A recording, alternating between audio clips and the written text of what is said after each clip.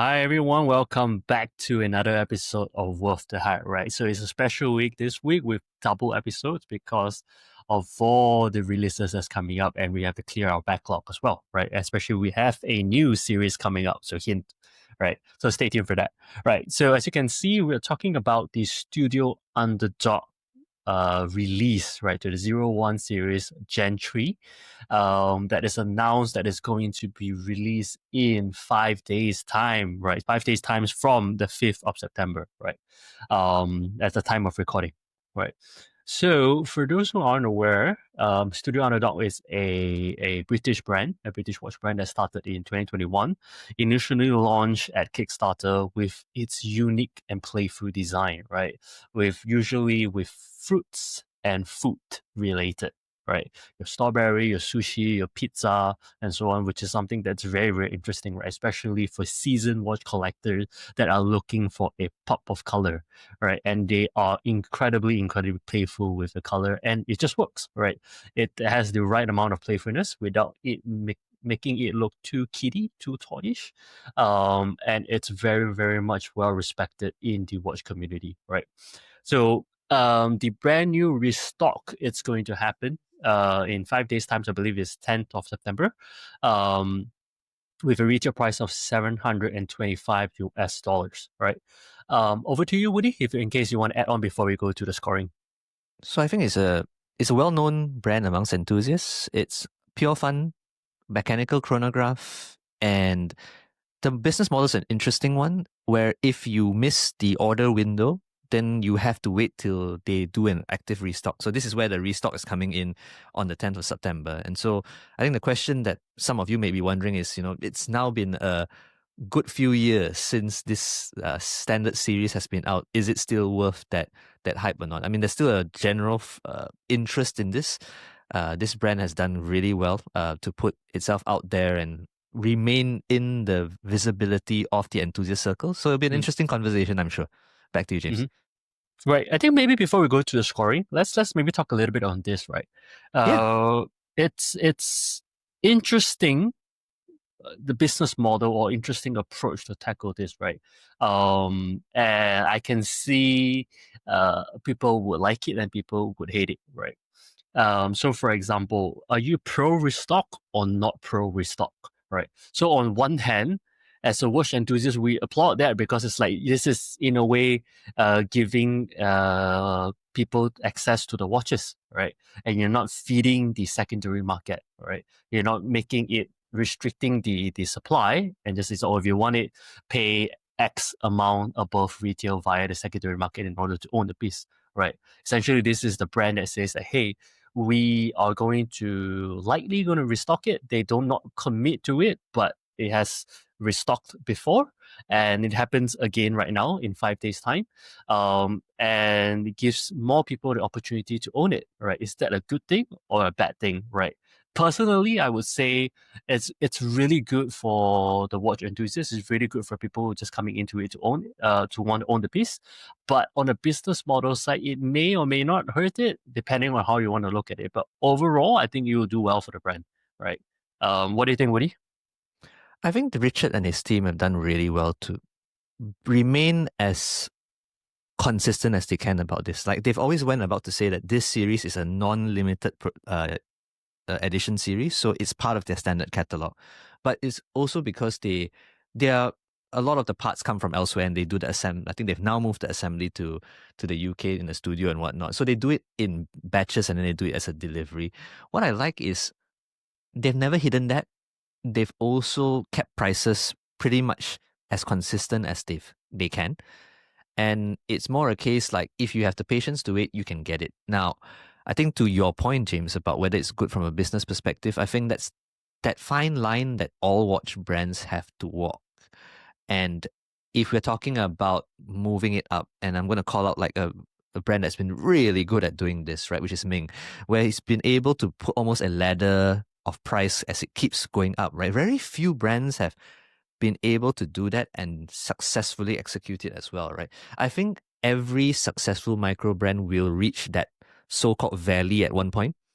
I suspect at the success that Studio Underdog will have, they are going to make a decision like that sometime in the future. And I think I'll only make judgment when that point comes, right? And it's coming soon already. In its current form, I've got no issue with it, really. Fair enough. Right. Let's jump straight into the scoring criteria. So at the very first one, as you know, it's just going to be, is it worth it at retail, right? So as Woody mentioned as well, the price has remained the same, right, at £550, right, or $7.99 equivalent of US dollars. Correct me if I'm wrong. That it's something that people would usually take the opportunity to increase right after several restock. Especially, you could easily utilize excuse as, oh, tariffs is coming or whatever, inflations, rise cost of living, I got to increase the price and so on. But they did not, right? So that's something to definitely give respect to. And at least what it seems right now is to be it seems very sincere towards the watch collectors and watch enthusiasts, and to really be as welcoming as possible for people who really wants to own a piece of the brand, of the art itself, right? So what you get is a very unique design, and it's there is good amount of thoughts that's being put into as well, and I like all the creative marketing that's being done. Movement, you have a modified seagull movement. Overall, I would say as a whole package, very well done, especially at that price, right? Under $1,000 US. You really can't complain, right? That being said, easy one for me over here, right? Over to you, Woody. Yeah, so I think I look at this like the following. It's actually incredibly difficult now to get a mechanical chronograph movement in a watch for under $1,000 US. You almost, if you ever see a micro brand or a small brand, you do a chronograph at any price below $2,000 US, it's either a modified Selita manual movement, which normally are quite thick boys, or a Seiko movement, which are also quite thick, or it's this one, which is the seagull movement, right?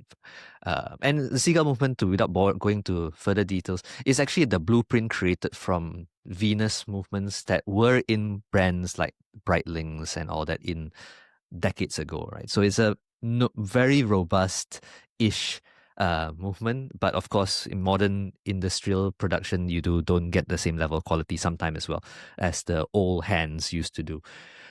So I digress, but my point being, you're not going to find many chronographs, mechanical chronographs at this price, and one which then has some sort of a uniqueness and visual flair.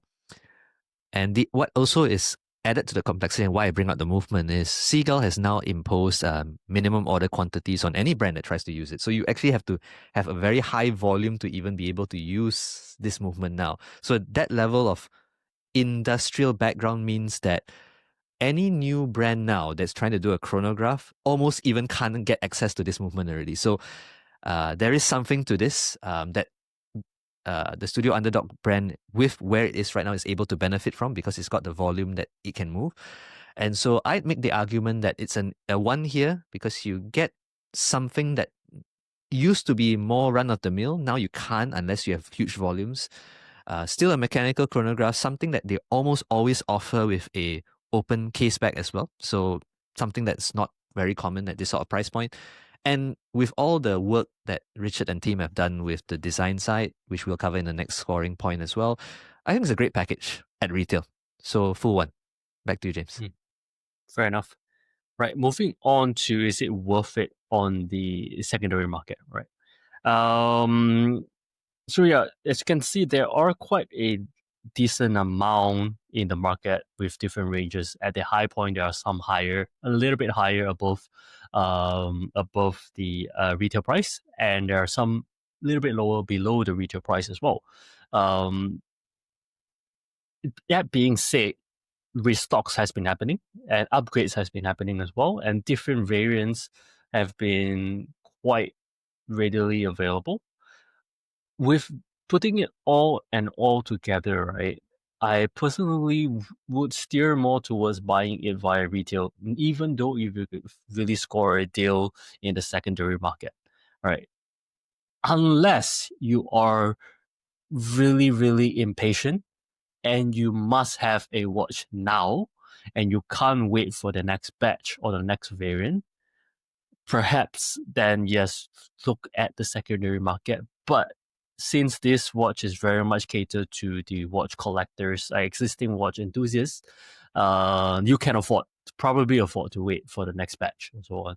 All right. With that being said, all in all together, I would very much steer, or my recommendation would be very much steering to buying it via retail versus the secondary market, right? So it will be unfortunately have to be a zero for me over here. And over to you, Woody. Right. And as much as I gave compliments to the fact that it's a robust mechanical movement, this movement is also known not to be, to sometimes out of the factory not be as good as it needs to be. So you sometimes do get a bad batch of some kind. So I would, just a pure indication as well, I would rather buy under warranty rather than one that's not, for that reason, right? And I'm also of the view there's no need to really carve in any FOMO and pay over premium for this because, as James alluded to this, and we've spoken at this already a few times, there at no point does Studio Underdog say that they're not restocking in the future. They are quite transparent about it. It's just when. So it's a matter of patience. So if you desperately need to get it, just make sure it's under retail. But even that, I point you the same way that James did. So it'll be a zero for me on the secondary market. But some simple summary, just don't pay over premium for this. Fair enough. Yeah, that seems to be a trend, right? Yeah. All right. Moving on to the next one, which is going to be on aesthetics, right? So aesthetic, as I mentioned, the key highlights over here is the color, right? And I like that it's a piece that is a conversation starter as well. It's like if somebody who looks at your watch and say, "Hey, that's a very interesting color that you have," it's like say, "Yeah, do you?"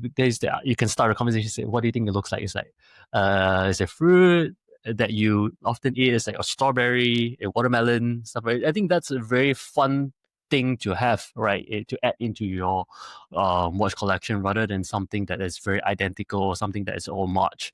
And it's very brave and daring, even though it's been several years right now, and people have also gone into a directions of being playful with this. But I would say they are one of the early pioneers of really utilizing the color and being bold enough to execute this, right?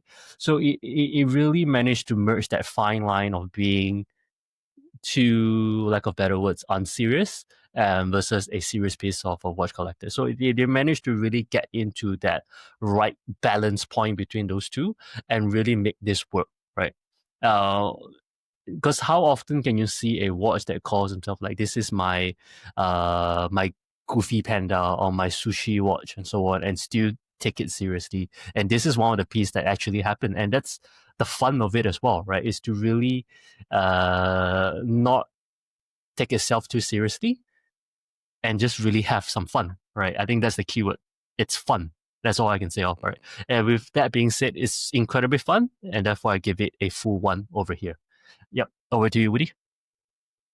I like what you said there about the fun aspect. And I also want to nuance this particular category a little bit. Now, I find that, and this is my personal view, that Studio Underdog's best designs are when they are able to draw the parallel with colorful food or something. Actually, it's mostly food.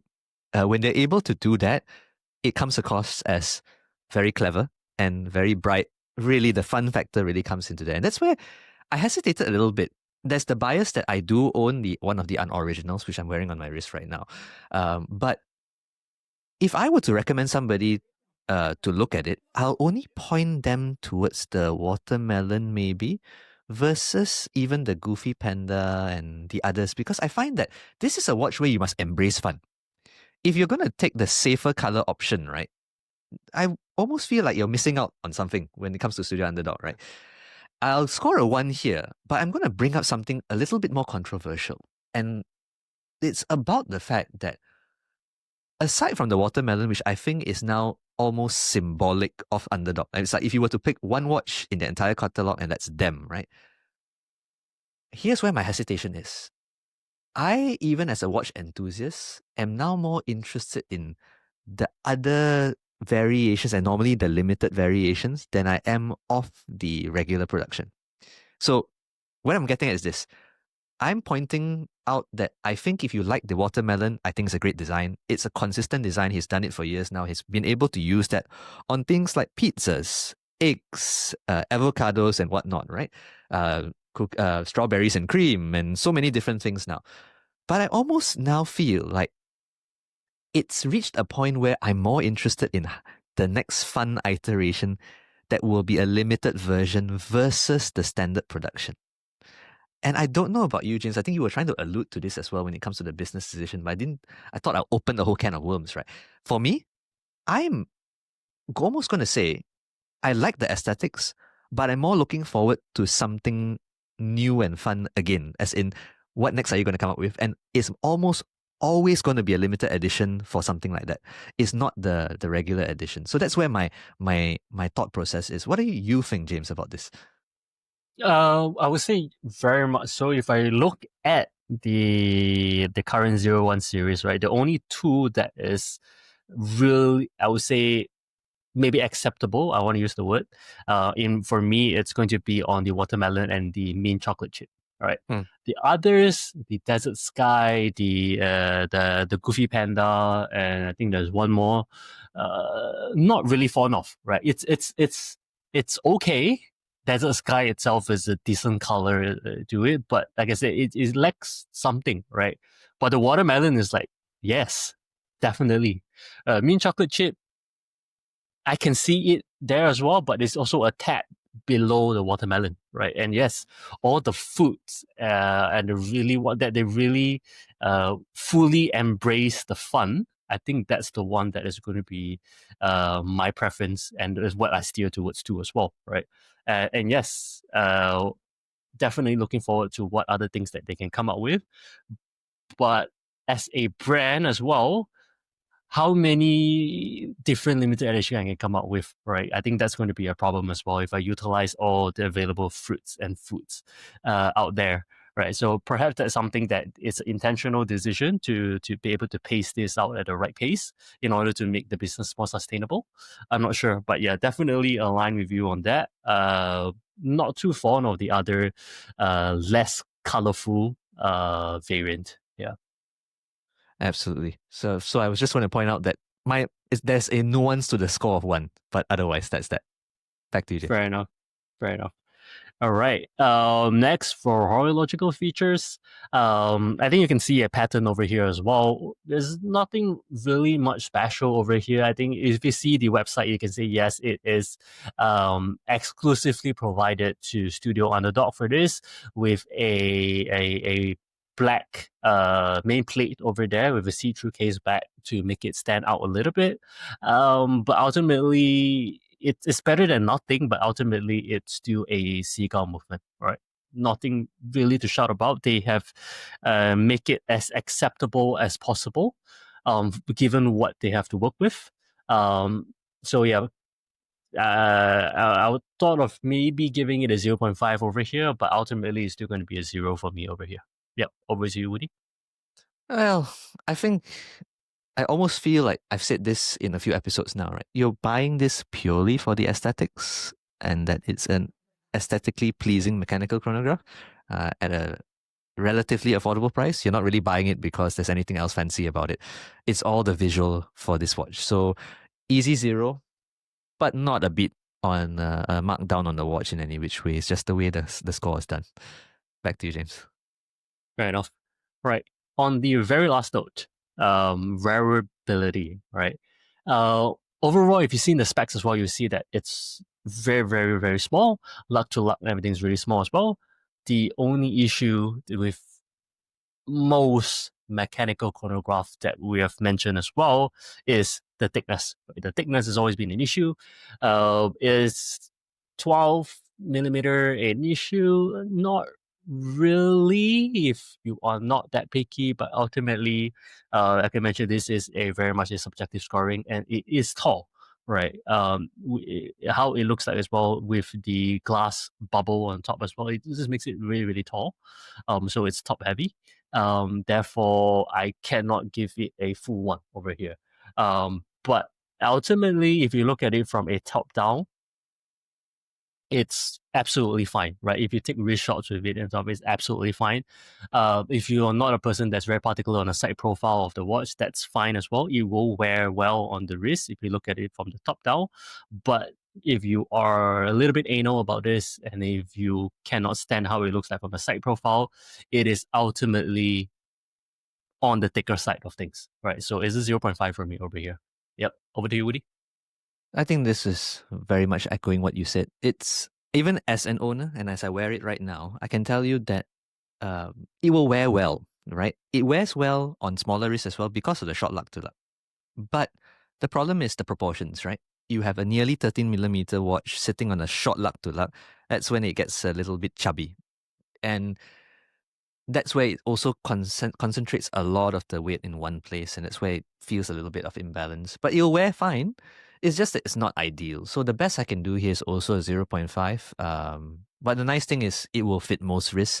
It's just not going to sit as well as a watch that sits in that sweet spot of about 10mm or so, right, where the proportions are just right. So that's just something that you will actually feel on the wrist as well. It tends to want to move when it's on your wrist, because there's just a more concentration on a small space, and that these are small nuances on for those who are very sensitive to it. But I cannot deny that it's there, so can't give a full mark here. Back to you, James. Fair enough. Right. I think that very much sums up it. We have both identical scoring over here with 2.5, 2.5. That makes it smack in the middle of 5 out of 10, right? So yeah, I hope this particular scoring helps you. Especially we are going to launch this before the start of the restock, right, of the drop. So if this helps you to make your decision, great. If you disagree with us, that's fine too. Just drop it into the comment on why you feel otherwise and why you disagree with us. And if you have any rebuke, or if you have any just comments or critics or anything, I welcome you to just put it in the comment as well. No offense taken. We are definitely in a very welcoming space over here, right? Happy to take in feedbacks on what are your different thoughts and opinions, right? But yeah, and stay tuned for the next episodes. And like I mentioned, this is going to be I believe, close 17 episode, I believe. And we are still going really, really strong for this, right? I think this is at least basing on the views, this seems to be something that you guys resonate with, and definitely like the shorter format, under 30 minutes most cases, and versus a previous an hour to an hour 20 minutes episode, right? And this is something that's easily able to take in. At least this is the feedback that we're getting, right? If you have any other requests on how we want to tweak this, we're more than happy to factor in that consideration as well in future episodes, right? So just one way or other, either comment it here, comment it on Instagram, or DM us in either platforms as well, and we'll definitely be sure that we will capture that particular feedback. But until then, I'm looking forward to catch you in the next episode. Bye, everyone. See ya.